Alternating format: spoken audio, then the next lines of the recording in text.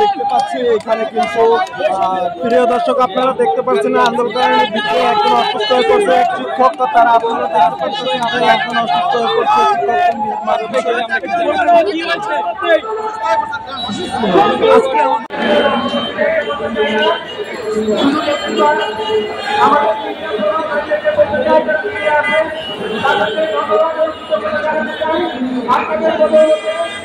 আমাদের এই সংগ্রামগুলো আমাদের এই শান্তিপূর্ণ কর্মসূচিগুলো আমি বাংলাদেশের